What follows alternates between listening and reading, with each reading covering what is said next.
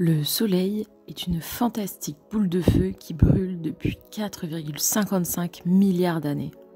Elle est si grande et si chaude que même si nous en sommes très éloignés, nous bénéficions encore de sa chaleur et de sa lumière. Imagine plutôt, le Soleil est 1 300 000 fois plus gros que la Terre et la chaleur de son cœur peut atteindre 15 millions de degrés. Heureusement, 150 millions de kilomètres nous séparent et notre atmosphère nous protège de la puissance de ses rayons. Le Soleil est à l'origine de la vie. Les plantes tirent leur énergie de lui grâce à la photosynthèse et il est vital pour les humains aussi puisqu'il permet de produire de la vitamine D. Le Soleil est responsable de tous les cycles de la nature. Il y a très longtemps que l'humanité a compris comment se servir du Soleil pour allumer un feu. Grâce à des miroirs, on peut concentrer en un point la puissance des rayons solaires. La chaleur devient alors si intense sur ce point que le feu démarre. C'est comme cela que dans l'Antiquité, les Grecs allumaient la flamme olympique. Mais comment ça marche ? Je te propose de concentrer les rayons du soleil pour faire fondre du chocolat. Pour cette expérience, il te faudra du soleil, bien évidemment, un support sombre, une loupe et ton chocolat préféré. Avant de commencer et avec un adulte, veille à vérifier plusieurs choses pour assurer ta sécurité. À l'endroit où tu vas faire ton expérience, assure-toi qu'il n'y ait rien d'inflammable, que l'endroit où tu fais ton expérience est bien dégagé et que tu as de l'eau en quantité suffisante à proximité. Maintenant, place le chocolat sur la surface sombre et mets la loupe sur le chemin des rayons du soleil. Dirige le rayon émergent sur le chocolat. Tu vois ici qu'un point plus lumineux se trouve au centre.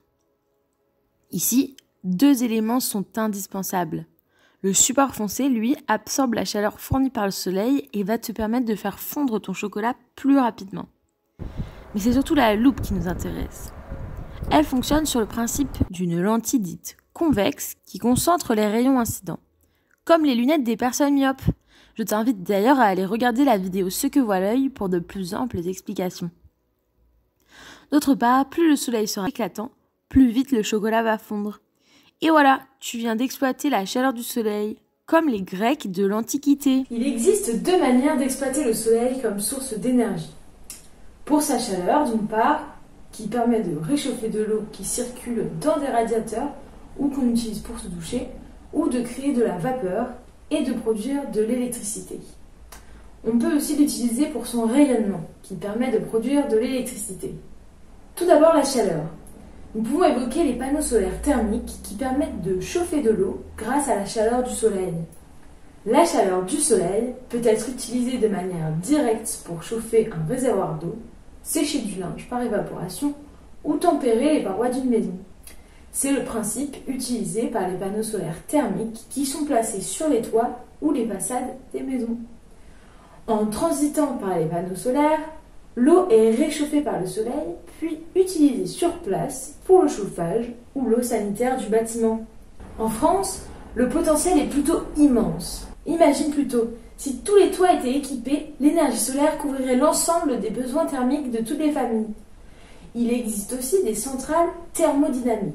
Ces grandes installations sont équipées d'immenses miroirs paraboliques, sphériques ou plats, qui suivent la course du soleil pendant la journée. Ils permettent de concentrer les rayons pour chauffer un liquide qui restera chaud même après le coucher du soleil, de l'huile par exemple.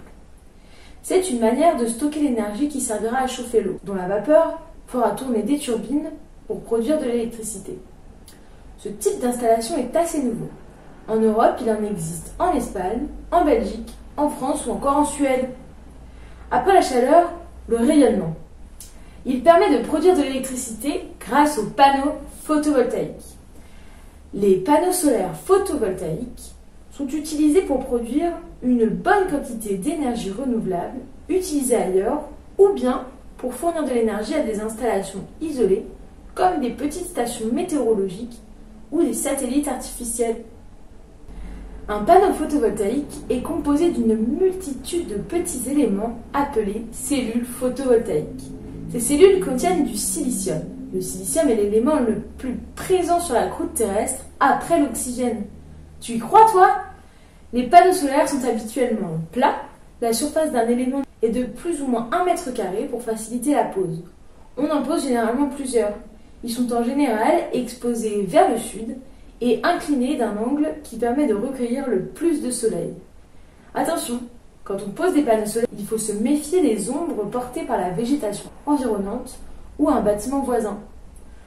Le courant électrique ainsi produit peut être consommé intégralement par le producteur, on parle alors d'autoconsommation, mais l'installation peut être aussi reliée au réseau électrique de la ville. L'électricité va alors être transportée par des longs câbles que tu peux souvent observer dehors entre les tours métalliques. Elle sera utilisée dans un autre endroit. Mais dis-moi, je crois que tu as entendu plus tôt que l'on trouve aussi des panneaux photovoltaïques dans l'espace. Je suis sûre que tu as déjà vu des panneaux solaires sur les satellites en orbite autour de la Terre. Ils permettent à ces satellites d'être autonomes en énergie car leur exposition au soleil est très élevée là-haut. L'énergie solaire est donc renouvelable et fait partie des alternatives aux énergies fossiles qui polluent l'atmosphère et détruisent la biodiversité. Cependant, ce n'est pas une énergie renouvelable modèle pour le moment. L'impact environnemental et énergétique de la fabrication des panneaux de silicium n'est pas tout à fait nul. Une cellule photovoltaïque doit fonctionner entre 1 an et demi et 5 ans pour compenser l'énergie nécessaire à sa fabrication. De plus, l'énergie électrique n'est pas directement stockable, c'est-à-dire sous sa forme primaire. Mais il est possible de la stocker indirectement dans des batteries par exemple. Et ces batteries ne peuvent pas stocker beaucoup d'énergie, leur fabrication est peu respectueuse de l'environnement et elles sont moins performantes avec le temps. Mais de nouvelles pistes concernant le stockage sont en cours de développement et pourraient à l'avenir rendre l'énergie solaire encore plus intéressante. C'est une énergie pleine de potentiel.